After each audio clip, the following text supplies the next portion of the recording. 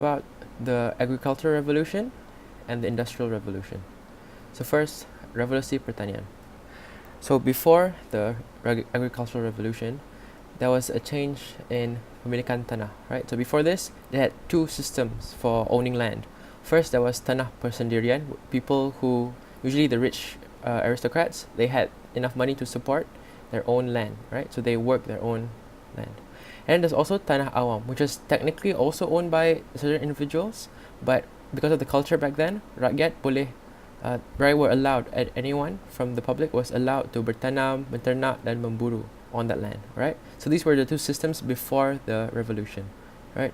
Later on, what happened was there was a pertambahan penduduk, an increase in population, and because of there's more people, there needed to be more food, right? So hasil perlu ditingkatkan, and because of that, the price of food, mainly gandum, meningkat, right?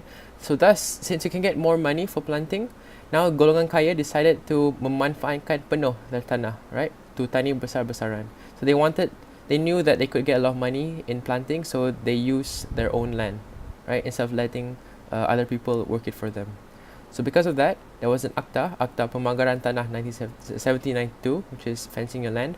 Because of that, now the rich people could own their own land, and there was a larger area for making ladang. And because of that, the public could no longer just go into land and farm it. So rakyat biasa menghilang sumber rezeki. They don't have any more place to work anymore. So they had to move on to a new system, right? So petani kecilan, the people who used to work their land, became buruh ladang, workers, right? Who worked for the higher ups, the golongan kaya. And soon later on in the Industrial Revolution, there was more of these, so they moved on to buruh kilang. They became factory workers in the cities. So that's for pemilikan tanah. The next thing that happened was kaedah baru. There was a new change in new ways to plant. So the first one is penanaman bergilir, which is taking turns for the plant. So tanah digunakan secara berterusan. Okay, no matter what time of year it is, there's something planted on the land, which and the plants use different nutrients at different times of the year, right? So some of the people we have to know in the Sundar Maklumat is Lord Townsend, and he's one of the people who first started doing this. He tried it out and found that it was very successful and urged other farmers to do it.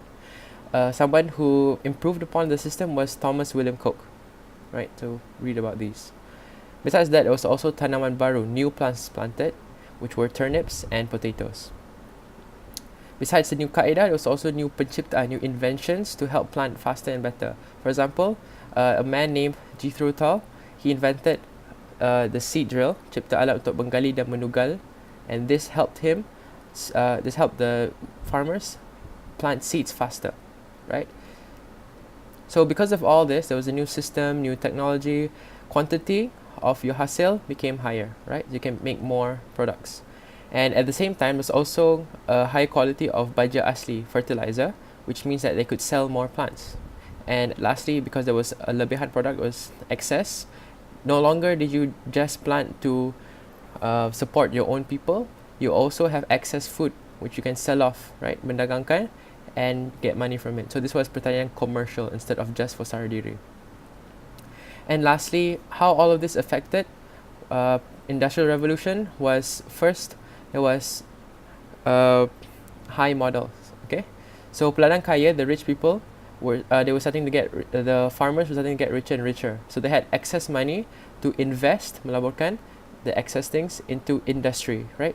So they had the excess money, they had the kemampuan to invest in inventions and factories which they didn't know whether it worked out or not. And this changed the sikap for the peladang, which they became more risk-taking, right? So they wanted to take risks because they didn't know if the inventions and all the machinery would work out. But what they did, they invested as much as they could, and this in turn led to the Industrial Revolution. Besides that, there was also more food, bahan makanan. So this could support the keperluan for pekerja kilang, the factory workers, which we'll see later on. And lastly, since there was extra food, no longer did the country, for example, this was in Britain, no longer did they have to bergantung pada import. Okay, so they didn't have to just import food anymore, right? Now they can support themselves and export their work. Okay, so that's the agricultural revolution. Now we'll move on to the Industrial Revolution, right? So these factors. Sumbangan pada industry was actually some of the factors inside here, but I split it apart because here you have other factors not related to the agricultural revolution, right? So the other factors besides these were new scientific inventions, rekan science, and also a more semangat kegiatan usahawanan, right? So an example of famous inventors were James Watt and Bolton, who invented the steam engine, right? So that's where we get the unit for power from watts. That's factor. And another thing that happened was soon the focus shifted from the desa, which is the kampung, to the kilang, the factories in the city, right? So first there was kaedah baru, okay, new ways to make new things, new products using machinery. So pengeluaran barang secara besar-besaran melebihi keperluan. You could have excess products higher than your needs, right? So the lebihan, as usual as before, was dicommercialkan. Your excess products were sold off for more money. And then there was also pengkhususan pengeluaran. Okay, so you see, when people get richer and richer, they had they could invest in things. But soon, to buy machines, you needed a very high model, right? So because of that, people couldn't afford to invest in a ton of machines, and they could only afford to mengkhususkan dalam satu bidang. Okay, the investors could only invest in one specific sector, right? Because of this, they put all their money into that one sector and became more mahir. Okay, they became more skilled in that sector. So because they became more mahir, they could produce higher quality of products, and therefore higher quality products could be sold off easily. So the higher quantity of these could dipasarkan ke luar negara to be exported, right? And at the same time, the high quantity of the products is because of the advancements in technology. And lastly, we'll see how technology has affected different stuff. For example, the machine berkuasa wap, okay, steam engines, right? So steam engines could overcome the masalah keletihan manusia dan kuda, which means that no longer do people have to rely on human power or horsepower. They could use steam engines, right? And therefore, this could make the production easier, right? Therefore, the harga barangan became murah. It's cheaper to produce things instead of using manual labor. And because it's cheaper, more people could buy. Usually the rakyat who were miskin, right? So now they could buy it instead of just the rich people could afford these things. So then they had a higher pasaran. Mudah dipasarkan. At the same time, arang batu, coal, was a very big factor in the Industrial Revolution because most of the machines, for example, the steam engines, used coal. And Britain itself naturally had a lot of coal, so that was very great for Britain, right? And talking about coal, John Newcomen, he invented a new machine using steam as well to dig more coal. So the coal mining became more efficient. And lastly, to transport all the products, all the coal and the workers, we had better system pengangkutan. For example, trains and steamboats, right? So that's the Industrial Revolution. This led to a few kesan. So first we talk about the comparison between Revolusi Pertanian and Revolusi Perindustrian. Okay, so first we talk about Pertanian sebagai sumber ekonomi. During the agricultural revolution, they had excess pertanian. For example, the most famous was bijirin, right, wheat, and this could be exported. So that was the main focus during the agricultural revolution. But during the industrial revolution, export of agriculture was shifted to perkilangan. So factory working became menggantikan pertanian sebagai bidang utama, right? And at the same time, since the focus shifted to factory workers, kedudukan tuan tanah, the people who used to own the land, who were very high in the masyarakat, were not high anymore. Now the people who were high were pengusaha dan pemilik kilang, right? People who own factories and people who work factories. And now in a more international perspective, perdagangan antarabangsa meningkat. Okay, so there's more export, more import. Export for the products, import for the bahan mentah. And because of that, they needed a better system pengangkutan. So as a result, system pengangkutan meningkat. And now we look at the pengangkutan. For example, we have kereta api, trains. And trains could now, with the steam engines, and they're stronger, they have more power, they could now pull lebih gerabak. Gerabak is the cars of the train, right? The more carriages. So now they could carry more carriages which contain the products, the bahan mentah, and even the workers. And the rails of the train used to be made out of wood, which wasn't very strong, but because of the increase in production in factories, they could make steel rails. And then we also had steamboats, which used steam on the ocean to travel further distances with less danger. Okay, so that's that. Then we also talk about the changes in the culture there, golongan buruh and majikan. So buruh was the workers and majikan is the higher ups, the managers. So people who used to work for themselves, saradiri, are no longer doing that anymore. So saradiri pupus. Everyone is working for commercial.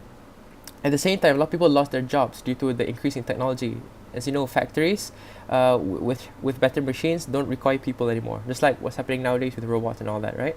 So because a lot of people lost their jobs, there was a gerakan to protest this revolution, which is known as the Ladai Pergerakan, right? It happened in 1810. You can read up about this later. And then in little sudut maklumat, they talk about akta-akta, right? So this is the one in the textbook. This is the one in the little sidebars. Okay, so the main one we talk about is akta anti pergamungan, okay, where it means that anti pergamuan, you cannot menggabung. So what happened is this act larang pekerja, the workers, to work together to get higher pay from the majikan, right? So now people are not allowed to ask for higher pay from majikan by banding together. Because of that, majikan they felt easy to menyulitkan pekerja. They could not abuse, but yeah, maybe abuse. So kesannya, this made workers' life very hard, and even kids underneath 10 years old still had to work inside this factory. So the conditions were very bad. Fortunately, in 1824, this act was dimansuhkan, it was abolished, and they built a new Kesatuan Sekerja. Okay, it's a union to make sure that the people, the workers inside the factory, were taken care of.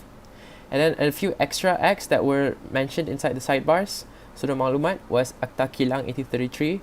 So this akta tells that 9-year-old below children could not work, right? And children above 9 years old were dihadkan. They were limited to 9 hours per day. So they shouldn't work more than that.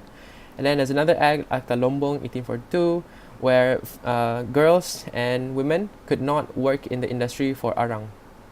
And then there's the 10 Hours Act in 1847, where females could not work in the textile industry for more than 10 hours per day. Okay, so that's the akta-akta that were mentioned in the Sudut Maklumat. So now the last part of the chapter is Imperialisme Barat, okay, West imperialism in Asia specifically. So this is actually very similar to the Form 5 Bab 1 and Bab 2, right? So it's actually just the same points repeated. I'll just run through. So the factors why this happened, something that aren't mentioned in Form 5 is about these parts, okay? So first, through the Industrial Revolution, they needed more bahan mentah to make more factory products, right? So they needed to look for more bahan mentah in other places instead of just Europe. That's one. And then as well, they need to find new places to sell their stuff, so more pasaran. And besides that, Europe had high technology compared to Asia and Africa, so they could conquer them easily. So they kept fighting, all the European countries, berlumba, they were racing to get new bahan mentah and pasaran in Asia and Africa. And in 1830, USA, American Sharikat, and Britain started to impose tariffs on each other. You know, tariffs, which are taxes on import and export, right? So because of that, they could no longer, especially Britain, could no longer export stuff to the USA at a cheap price. So now they had to look for other places, for example, Asia, right? And the rest is just the same as the Form 5, right? So pengaruh utama dan agama, more land you own shows your country's status kekuatan. And then there was a few quotes by the different countries as propaganda to justify their means of penjajah. For example, in English, they say the white man's burden. In France, they say the mission of civilization, right? And German, they say tugas menyebarkan budaya. And US, they say this is the blessings of the Anglo-Saxon protection. Okay, Anglo-Saxon are white people. As for kesan, okay, it's the usual stuff again. We'll see in Form 5. For politik, pentadbiran, the local people had to receive advisors from West and had to use perdagangan barat. For economy, it was restructured in those places to memanfaatkan, to benefit the countries which were menjajah, for example, Britain. And dari segi social, sistem pendidikan was very terhad, only for people, the higher ups, or people who want to become pemimpin, right, on pentadbiran. And then a lot of people became buruh, workers, right? So that's the whole chapter.